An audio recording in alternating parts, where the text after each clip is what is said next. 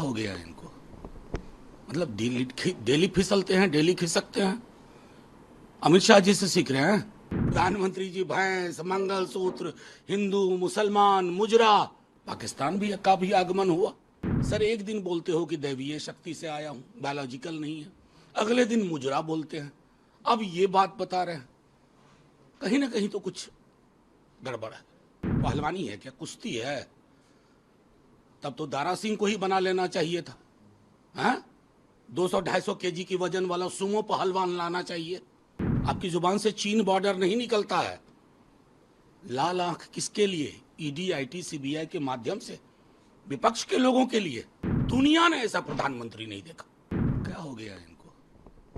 मतलब डेली फिसलते हैं, डेली खिसकते हैं। अमित शाह जी से सीख रहे हैं। याद करिएगा 2015 में बिहार विधानसभा में के चुनाव में अमित शाह जी ने यही कहा था। नतीजा क्या हुआ था? हिंदुस्तान के लोग दुआ कर रहे हैं, चुनाव हम यहां लड़ रहे हैं। बस पाकिस्तान की एंट्री बाकी थी।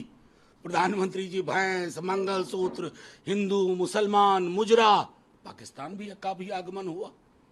आप किस प्रकार के व्यक्ति हैं भाई? मेरी तो समझ में नहीं आता। चुनाव लड़िए ना, यहां की जुबान पे बोलिए। तेजस्वी जी आपको कह रहे हैं नौकरी पे बोलिए, आर्थिक सामाजिक न्याय पे बोलिए। आरक्षण को 9वीं अनुसूची में जो बिहार ने किया उसको डालिए, इस पर नहीं बोलेंगे। पाकिस्तान में दुआएं हो रही है, पाकिस्तान में दुआएं हो रही है।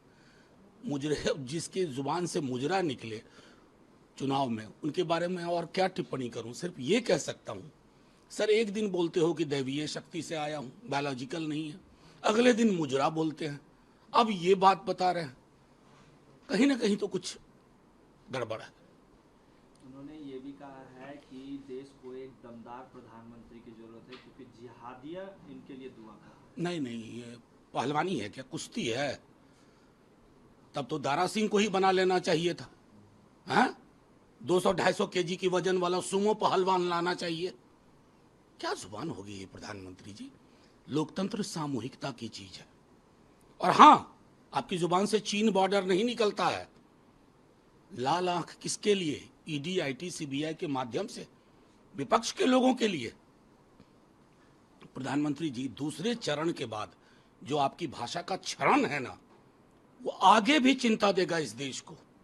इस देश ने ऐसा प्रधानमंत्री नहीं देखा। छोड़िए देश की बात, दुनिया ने ऐसा प्रधानमंत्री नहीं देखा जो बदजुबानी की सारी हदें पार कर जाए।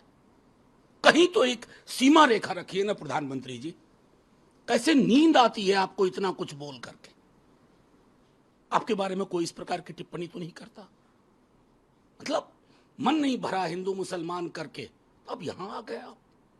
बाह जाइए प्रधानमंत्री जी, चुनाव फिर होंगे, कोई पक्ष में होगा, कोई विपक्ष में होगा, लेकिन आपको इतिहास माफ नहीं करेगा। अमित शाह ने कहा है कि मुरकटवा और नक्सलवाद को पैदा करने वाले लोगों को अगर वोट दीजिएगा तो फिर से नक्सलवाद आएगा। हमने नक्सलवाद खत्म किया। कहां खत्म कर दिया भाई? आपने खत्म किया। कब आए हैं आप? जब राजनीति में आपकी पैदाइश नहीं हुई थी तब से लोग लड़ रहे हैं।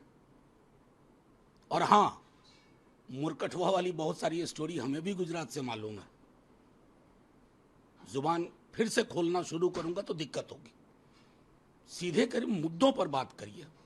जिनको आप नक्सलवाद का जामा पहना रहे हैं ना, वो यहां चुन के आते हैं, उनके साथ जनता है।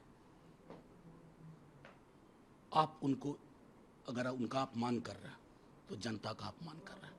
जनता अपना अपना अपमान बर्दाश्त नहीं करती है अमित शाह जी। 1 जून को इंडिया